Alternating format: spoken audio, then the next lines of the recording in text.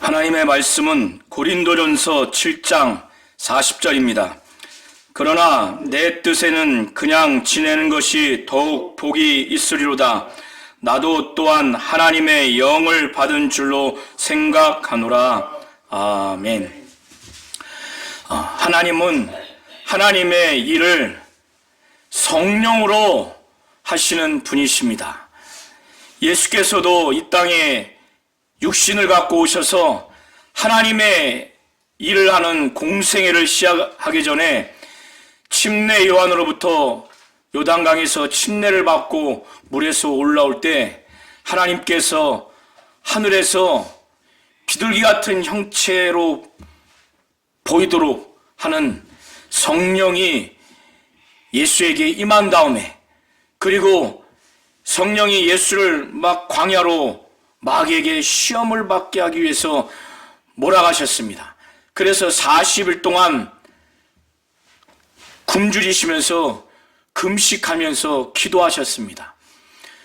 그래서 그는 공생의 기간 동안에 성령으로 귀신을 내어쫓고 성령에 대해서 철저하게 그는 성령으로 공생의 사역을 하셨고, 그의 제자들에게도 내가 가면 너희를 고와 같이 버려두지 아니하고 아버지께 성령을 구해서 성령이 너희에게 임하실 것이다. 그래서 성령을 받으라 하셨고, 사도행전 1장에 부활하신 다음에 40일 동안 이 세상에 계셔서 말씀을 증거하고 하나님 나라에 대해서 말씀을 하신 후에 승천하시면서 제자들에게 예루살렘을 떠나지 말라, 예루살렘을 떠나지 말라고, 그것은 성령을 받기 전에는 떠나지 말라고, 성령을 간절히 사모하고 성령이 임하기를 기도하며 간구해서 성령이 임하기 전에는 어떠한 일도 하지 말라고 그렇게 한 것입니다. 그래서 성령을 받은 다음에 사도행전을 보면 그 이전에 예수를 다 버리고 도망갔고, 또 베드로는 3번이나 부인했던 그런 처참한 제자들의 삶이었지만 성령 받고 나서는 놀라운 주님의 사역을 계승하는 것을 우리가 볼 수가 있습니다. 오늘 고린도전서 7장 25절부터 40절에 사도 바울은 고린도 교회 안에 이들이 2가지 사상이 있다고 말씀을 드렸습니다. 교회가 이제 하나님의 그 뜻대로, 하나님 말씀대로, 그 사도 바울과 영적 지도자들이 복음의 진리대로 잘 가르침 받은 대로 신앙생활을 하지 않게 되다 보니까 2가지 사상이 교회 안에 엄습해 들어왔어요. 하나는 이 성적인 부분뿐만 아니라 이 죄에 대해서 매우 아주 방종하는, 자유방임하는 그 사상이 들어와서 영혼이 구원받았기 때문에 몸으로 짓는 죄는 영혼의 구원에 영향을 주지 않는다. 그래서 남자들은 일부 창녀들과 간음도 하고 또 여러 가지 죄를 짓는 것에 대해서 통탄해 여기지 않는 이런 자유방임주의 사상이 하나가 있고, 또 하나는 뭐냐면 신앙생활을 열심히 하고 신령하게 하는 건 좋은데 이것 또한 하나님 뜻대로, 하나님 말씀대로, 성령의 감동대로 이렇게 해야 되는데 지나치게 금욕주의로 빠지게 됩니다. 그래서 정상적으로 부부 생활을 하고 싶지 않는, 그래서 아내들도 남편과 성적인 부부 생활을 하고 싶지 않는 그런 금욕주의, 그리고 더 나아가서는 더 하나님 뜻대로 살려면은 이혼을 해야 되는 거 아닌가, 그리고 결혼을 하지 말아야 되는 거 아닌가, 내 지금 처녀, 홍기가 찬 내 딸 결혼시키지 말아야 되는 거 아닌가, 지금 내가 생활을 하고 있는데 더 하나님 뜻대로 살려면 이혼해야 되는 거 아닌가, 이렇게 금욕주의적인 그런 사상을 갖고 있는 부류가 또 생겼습니다. 이런 문제 때문에 사도 바울은 편지를 통해서 사도 바울에게 문의를 한 거예요. 그래서 사도 바울은 처녀에 대하여는 내가 주께 받은 계명이 없다. 그렇지만은 나는 주의 자비하심을 받은 자다. 그러니까 주 예수의 참으로 긍휼을, 그 사랑을 정말 많이 받은 자로서, 그래서 주의 자비를 많이 받았기 때문에 내가 그 주님의 긍휼과 자비를 받았으니 이 사도 바울이 얼마나 주님께 감사했겠어요. 그러니까 주님 앞에 매우 신실하게, 믿을만하게, 매우 충성되게 신앙생활을 했고 사도로서 지금까지 살아왔어요. 그러니 그가 주님의 그 뜻을, 하나님의 뜻을 누구보다 사모하지 않았겠습니까? 하나님의 말씀을 누구보다 사모하지 않았겠습니까? 하나님의 명령을 누구보다 그것을 사모하고 또 주의 뜻과 말씀과 명령을 잘 알지 않았겠습니까? 그래서 예수께서 공생의 기간 동안에 예수께서 처녀에 대하여 말씀한 바가 없어서 사도 바울은 주께 처녀에 대하여 받은 계명은 없지만 내가 주의 자비를 받아온 자로서, 그래서 사도로 부르심을 받아서 내가 주님께 받은 그 자비와 그 긍휼이 너무나 감사해서 그분 앞에 매우 신실하고 그분 앞에 매우 정말 믿을만하고 신실한 모습으로 지금까지 신앙생활과 사도로서의 삶을 살아온 내가, 주의 자비를 받아서 충성된 내가 말하겠다. 그래서 내 생각에는 임박한 환란이 있기 때문에 처녀들 할 수 있다면 그냥 지내는 것이 좋겠다. 여기서의 임박한 환란은 이 당시에 기근이라고 말하는 학자도 있고, 또 주님이 재림할 때 종말론적으로 임하는 그때 오는 환란, 또 그 앞서 징조로서 오는 환란, 이렇게 다양한 해석이 있습니다. 그러나 어떤 경우이든 간에 사도 바울은 임박한 환란을 앞두고 지금 결혼해서 이 땅에서의 결혼의 삶에 푹 빠지는 것보다 임박한 환란이 있기 때문에 참으로 주님 앞에 종말론적인 신앙을 매우 근신하며 살아가고 주님을 사랑하는 마음을 더 올인한다는 차원에서는 그냥 지내는 것이 내 생각에는 좋을 것 같다. 그래서 여기서 이 사도 바울의 주께 받은 계명이 없다고 해서 사도 바울의 자기 개인의 사견이구나, 그래서 이 개인의 사견은 우리가 무시해도 되거나 이것은 그냥 하나님의 뜻이나 하나님의 말씀으로 받지 않아도 되는구나, 이렇게 여길 것이 아니라는 거예요. 그래서 사도 바울은 내가 주께 받은 계명은 없으되 주의 자비하심을 받아서 충성스러운 자가 된 내가, 주께 받은 계명은 없지만 그 계명을 받았으면 그 계명을 그대로 전해서 그 계명에 절대 순종하고 복종하면 되는데, 그게 아니라 할지라도 나는 지금 주의 자비하심을 받아서 정말 주의 긍휼과 그 자비를 내가 받았기 때문에 하나님 앞에 또 주님 앞에 감사하고 정말 신실하게 믿을만하게 신앙생활과 사도로서의 부름을 받아서 지금까지 왔기 때문에, 이렇게 살아온 내가 말하기 때문에, 이렇게 말하는 사도의 생각을 개인적인 그 사견, 의견으로 받으라는 의미가 아니에요. 이런 내가 말하는 거니까 하나님의 뜻대로, 하나님의 명령으로 받으라고 지금 자기 자신에 대해서 하나님이 부여하신 그 권위를 말하는 겁니다. 그리고 40절에도 보면 그러나 내 뜻에는 그냥 지내는 것이 더욱 복이 있으리로다. 나도 또한 하나님의 영을 받은 줄로 생각하노라. 이 말이 무슨 의미냐면 앞에 39절과 40절을 연이어서 같이 보셔야 됩니다. 39절부터 40절의 내용을 연이어서 지금 사도 바울이 말하고자 하는 것은, 부부가 있습니다. 아내는 남편이 살아있는 동안 법적으로 거기에 매여 있어요. 남편이 있는 동안 다른 사람과 만약에 결혼한다, 이것은 간음입니다.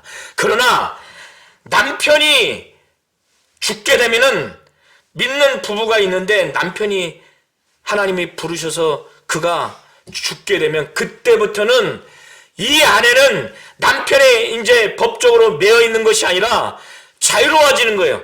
그래서 그때는 재혼을 해야 되느냐 말아야 되느냐 이 고민할 때 사도 바울은 재혼을 하라는 거예요. 재혼할 수 있다는 거예요. 하되 주 안에서만 하라는 거예요. 남편을 믿는 자를 대상으로 해서 결혼하고 싶으면 하라는 거예요. 그런데 사도 바울은 해도 된다는 것이지 반드시 해야 된다는 것은 아니라는 거예요. 사도 바울은 그냥 지내는 것이 더 복이 있다는 거예요. 그냥 지내는 것이 더 행복하다는 거예요. 야, 사도 바울이 이렇게 담대하게 말하는 이유가 무엇입니까? 무엇 때문에 이렇게 한 사람의 인생을 일평생 독수공방하도록 만드는 그 담대한 확정적인 말을 하는 그 자신감, 그 근거가 무엇이냐면 40절에 사도 바울이 말하는 것은 나도 또한 하나님의 영을 받은 줄로 생각하노라. 지금 다른 지도자들이라고 일컫는 사람들이 사도 바울과 반대의 가르침을 주고 있어요. 그러니까 사도 바울이 그들이 하나님의 영, 바로 성령을 주장하면서 자신들의 가르침을 정당하다고, 권위 있다고, 하나님의 뜻과 말씀이라고 이렇게 권위 있게 말하는 그들을 염두에 두고 그들을 대적하면서 내가 지금 말하는 이 내용이 하나님의 뜻이요, 하나님의 말씀이요, 하나님의 명령이라고 하는 그 근거, 그 권위를 지금 말하는데 그것이 바로 나도 또한 하나님의 영, 바로 성령을 받은 줄 생각하노라. 내가 성령을 받아서 지금 성령의 감동으로, 성령이 충만케 하심으로, 성령이 나를 통해서 말하게 하심으로 내가 지금 하나님의 명령을 말하고 하나님의 뜻을 말하니 내 말을, 내 사견, 내 생각, 내 취해도 되고 이것을 거부해도 되는 인간의 소리로 듣지 말라고 지금 40절에 그것을 말하는 겁니다.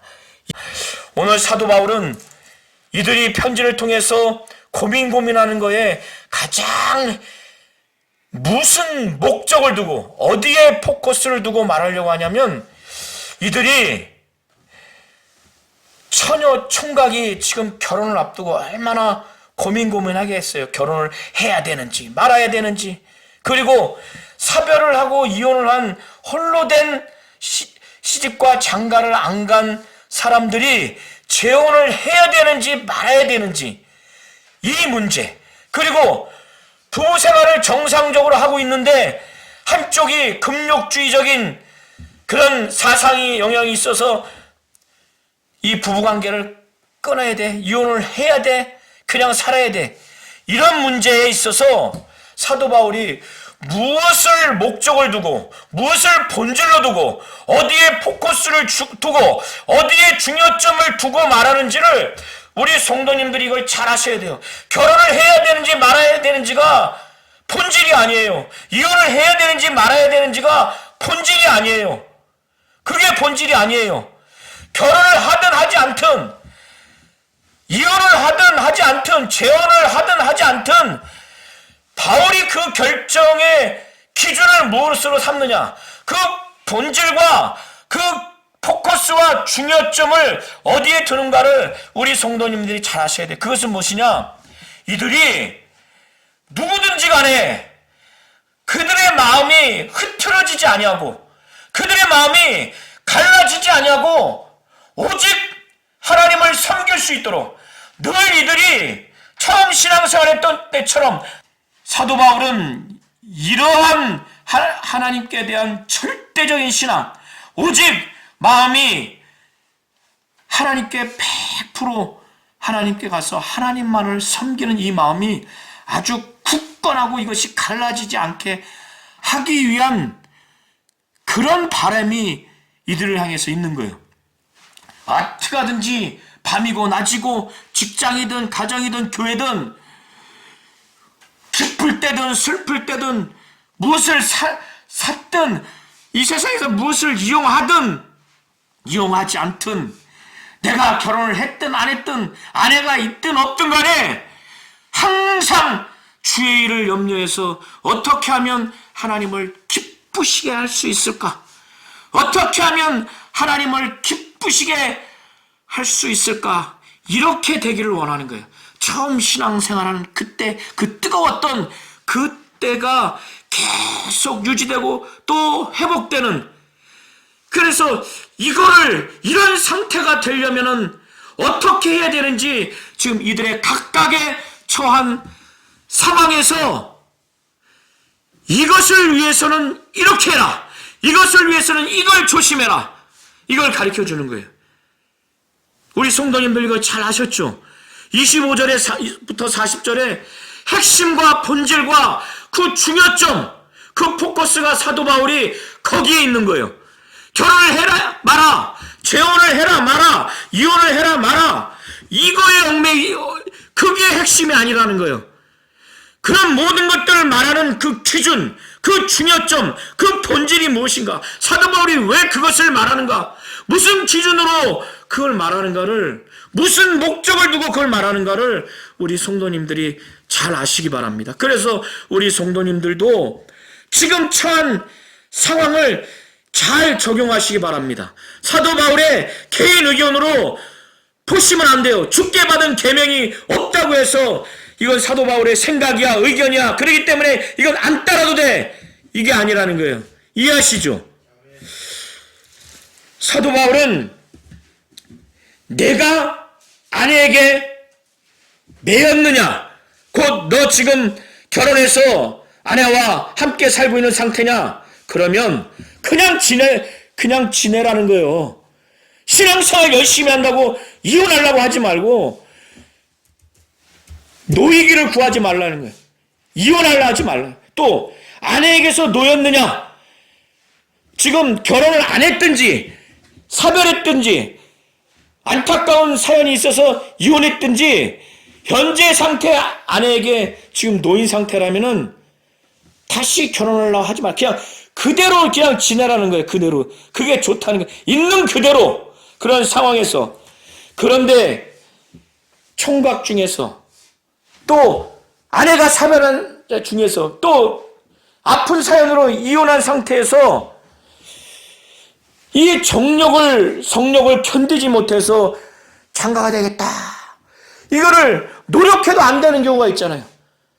이렇게 되면은 어떻게 돼요? 눈으로 마음으로 생각으로 범죄를 하게 된단 말이에요. 그러니까 장가를 가고 싶다는 마음이 계속 드는데 주변 눈치는 보이고, 이 당시에 고린도 교회 또 일부 지도자들은 금욕주의가 더 신앙생활 잘하는 것처럼 이렇게 가르친 내용이 있을 수도 있기 때문에 말은 못하고 이거 죄 짓는 거 아닌가? 사도 바울은 그런 경우에 장가 가라는 거예요. 장가 가도 죄 짓는 것이 아니라는 거예요. 처녀도 시집 가고 싶으면 시집 가라는 거예요.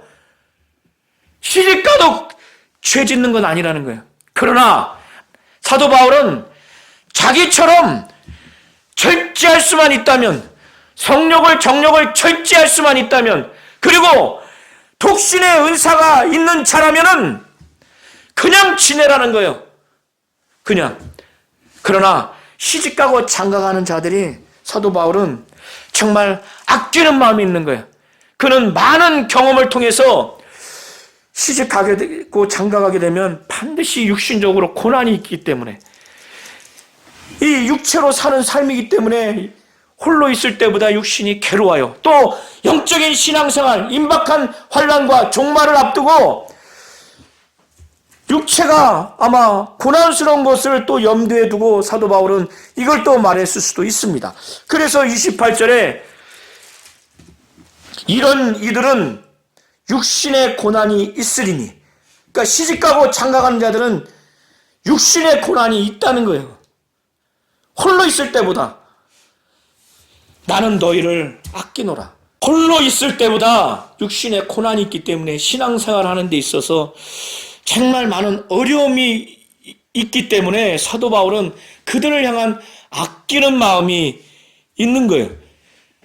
그리고 나중에 사도 바울은 형제들아, 내가 이 말을 하노니, 이제 이런 상황에서 지금 하고 싶은, 해야 할, 앞에 잠시 후에 해야 할 내용을 두고 말하는 거예요. 형제들아, 내가 이 말을 하노니 그 때가 단축하여 증거로, 주님이 오시는 그 재림의 때가 지금 가까이 좀 더 단축됐어요. 단축됐기 때문에 이후부터는 결혼한 자들, 이 세상에서 부부 생활을 하면서 신앙생활하는 자들에게 중에서 남자들에게 말하는 거예요.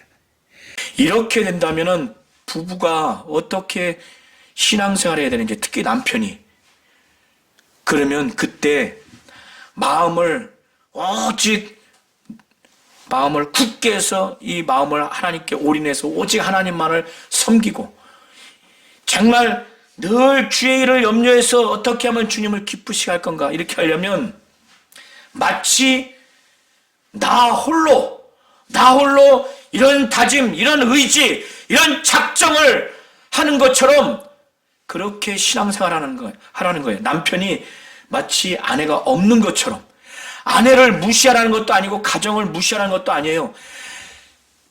남편의 역할을 또 무책임하게 하라는 게 아니에요. 사랑하는 아내가 있는데 무정하라는 게 아니에요. 이해하시죠? 그리고 이 세상과 이 세상에서의 기쁨을 주는 것들이 있습니다. 이 세상에서 슬픔을 주는 것들이 있어요. 이 세상에 필요한 것들이 있어요. 물품이 있고, 이 세상에서 내가 반드시 이용해야 되는 것들이 있어요. 그런데 거기에 매몰되지 말라는 거예요. 거기에 마치 내가 많은 것들을 사들인 사람처럼 살아가지 말라는 거예요. 이 세상에 있는 것들을 다 사용하는 것처럼 살지 말라는 거예요. 이 세상의 그 것들에 완전히 매몰되면은, 이 세상이 주는 기쁨과 슬픔, 이 세상에 얼마나 아주 정말 편리하게 유익하게 주는, 이용하는 것들이 얼마나 많습니까? 이 세상에 정말 우리의 육신에게도 정신적으로 마음적으로도 생활에 정말 어떤 거를 구매하면 기쁨을 주는 게 얼마나 많습니까? 부동산이든 또 좋은 전자기기든 또 주택이든 금이든 어떤 것이든, 이 세상의 가치와 이 세상의 기준, 이 세상의 어떤 갖고 있는 의미, 이런 것들이 아주 넓게 깊게 담고 있는 그런 것들을 우리가 완전히 매몰되어 있으면 어떻게 되냐면 망연자실해요. 슬픔을 주는 것들이 정말 우리에게 엄습해 오면 망연자실해요. 그러면 저 하늘나라가 잊어집니다.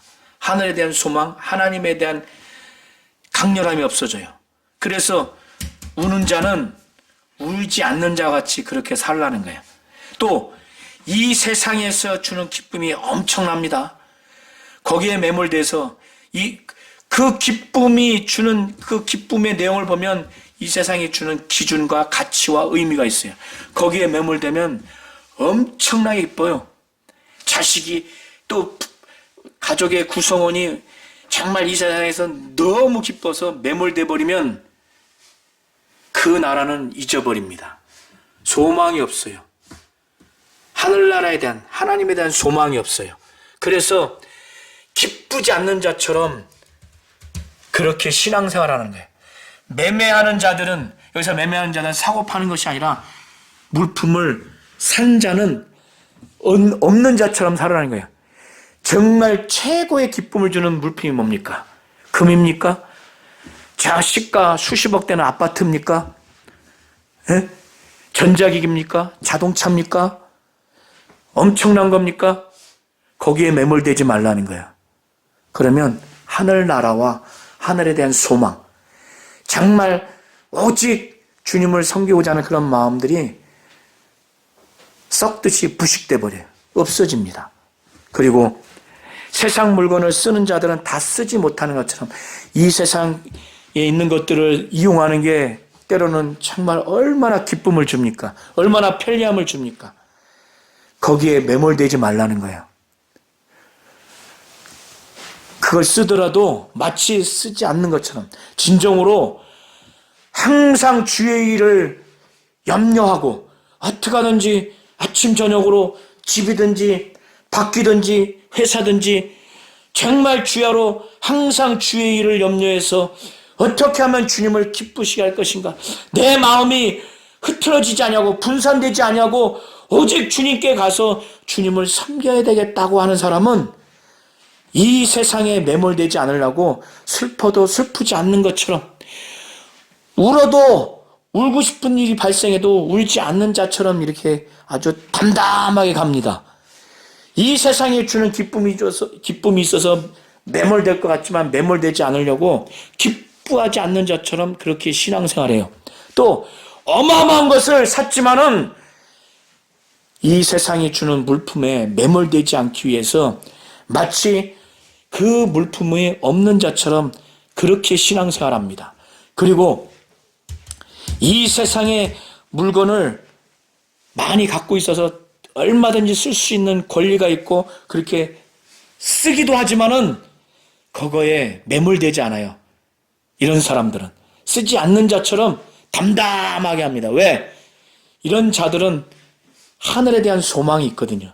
하나님에 대해서 오직 섬기고자 하는 마음, 어떻게 하든지 주의 일을 염려하고 주님을 기쁘시게 할 건가라고 하는 이것에만 매몰되어 있기 때문에 그런 것에 가치 부여를 두지 않는다는 거예요. 사도 바울은 29절 30절을 통해서 이거를 31절까지 이거를 말하면서 왜 이렇게 해야 되는지에 대해서 두 가지를 말하는 거예요. 때가 지금 단축이 되었다. 주님의 재림의 때가 가까워졌다. 그리고 이 세상이 실상이 아니라는 거예요. 이 세상의 외형은 다 지나갈 거라는 거예요. 그냥 지나가는 거예요. 지나가는 이 세상의 그 본질이 실상이 아니라 외형이라는 거예요. 외형. 그냥 형체라는 거예요. 외형은 순식간에 없어지는 겁니다.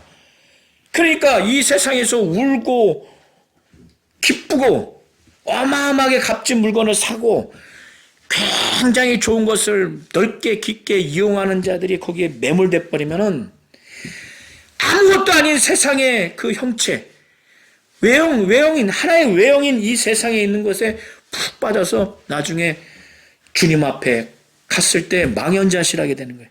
야, 이게 정말 실상이었구나. 이게 하늘나라였구나. 정말 하나님이 계셨구나.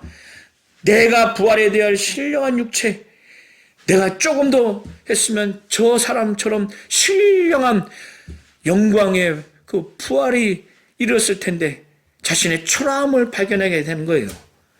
사도 바울은 그래서 이 세상의 외형은 지나갔다는 거예요.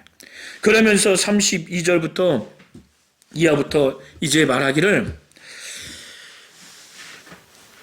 정말 어떻게 신앙생활하기를 원하느냐?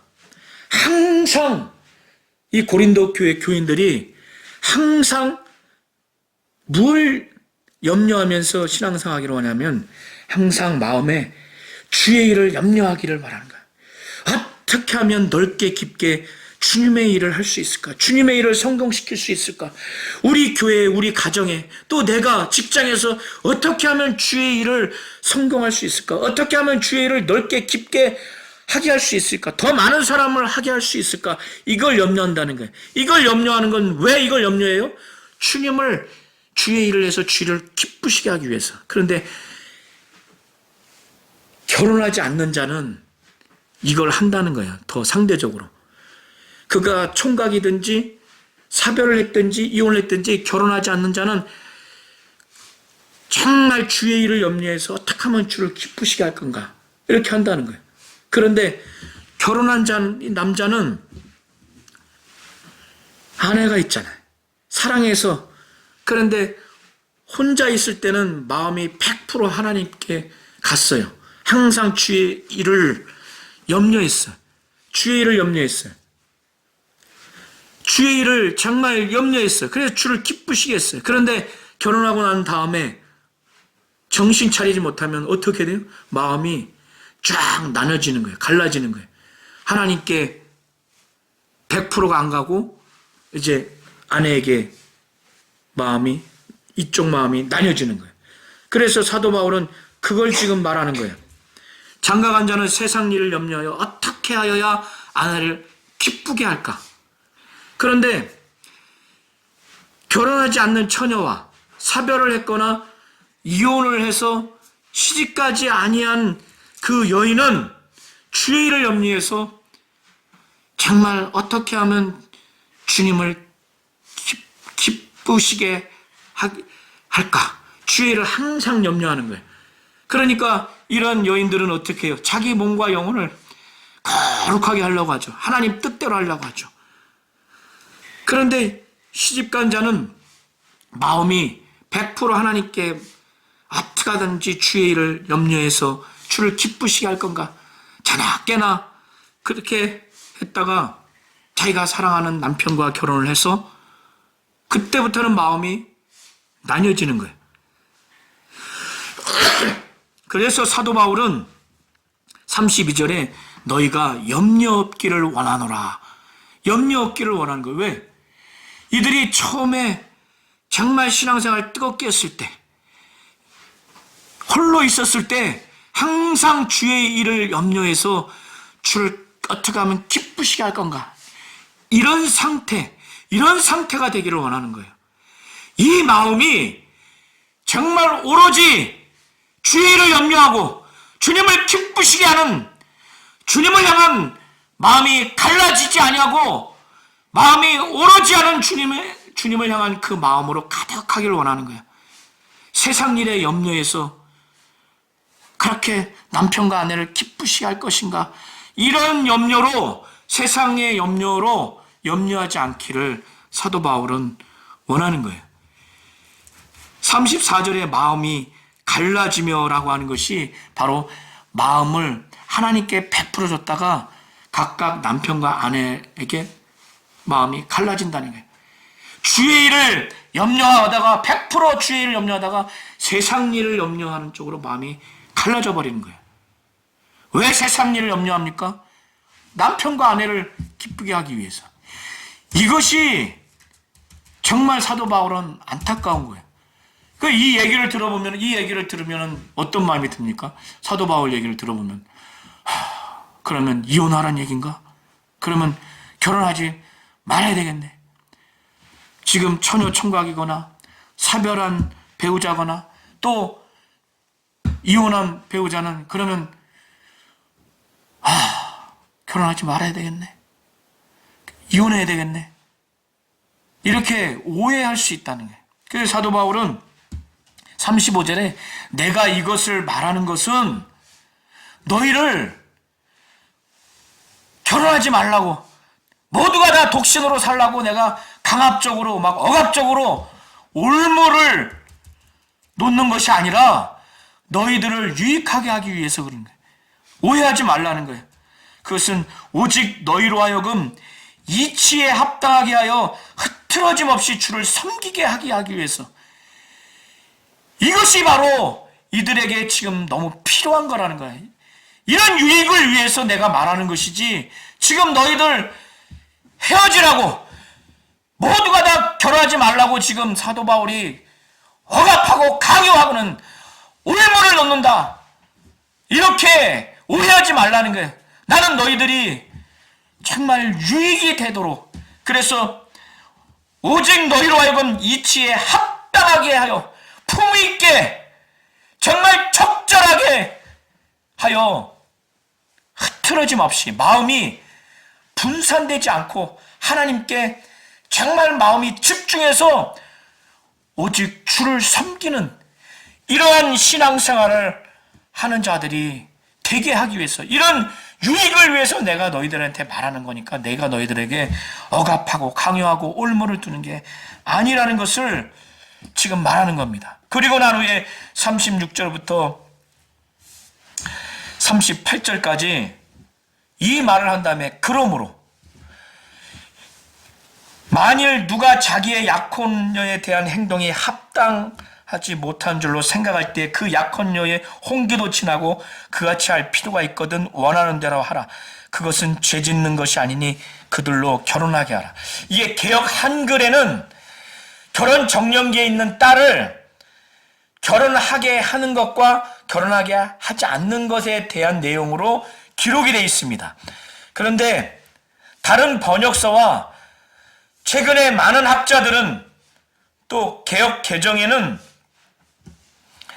약혼한 남자가 여자 약혼녀와 결혼을 이제 약혼했으니까 결혼을 하는 것과 하지 않는 것에 대한 내용으로 지금 전개되어 있습니다. 그러니까 두 가지가 크게 해석이 다릅니다. 혹 다르다 하더라도 그 핵심은 결론은 같아요. 먼저 개역 한글과 전통적인 그 견해는 시집갈 그 정년기에 있는 딸을 아버지가 결혼을 시켜야 되느냐 말아야 되느냐의 그 고민을 하고 있는 상황에서 사도 바울은 자기 딸에 대해서 결혼을 시켜도 된다는 거예요. 그러니까 결혼을 시키는 것도 죄 짓는 것은 아니라는 거예요. 그래서 결혼을 하게 하라는 거예요. 그러나 마음을 정하고 또 부득이한 일도 없고 자기 뜻대로 할 권리가 있어서 그 딸을 그대로 두기로 하여도 잘하는 것이라는 거예요. 그러므로 그 아버지가 결혼을 시키는 것도 잘하는 것이고 또 결혼을 하지 않는 것은 않게 하는 것은 더 잘하는 것이라고 이렇게 말하는 겁니다. 이것이 전통적인 견해고 개역 한글의 내용입니다. 그런데 다른 번역과 최근에 여러 학자들은 또 이것을 또 개역 개정에도 이런 내용으로 기술된 것으로 보입니다. 약혼 남자가 있어요. 약혼녀가 있어요. 그런데 지금 당장 결혼하고 있지 않는 상태에서 이 약혼녀는 지금 혼인 그 정년기도 지금 지났어요.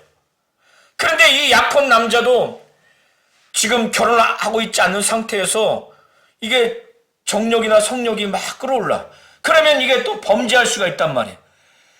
그리고 그렇기 때문에 약혼녀에 대한 행동이 또 결혼 안 하고 있는 상태에서 이 약혼 남자가 약혼녀의 결혼 정년기도 지나는데 결혼을 하지 않으면 이것 자체도 지금 합당치 않은 거예요. 그래서 36절에 그러므로 만일 누가 자기의 약혼녀에 대한 행동이 합당치 못한 줄로 생각할 때에 성욕이나 정욕이 일어나서 자꾸 다른 여인에 대한 범죄 가능성이 있거나 아니면 약혼녀가 혼인이 지났는데 이 약혼녀에 대해서 빨리 결혼을 해줘야 되는데 결혼하지 않는 이런 것이 또 합당치 못할 수도 있단 말이죠.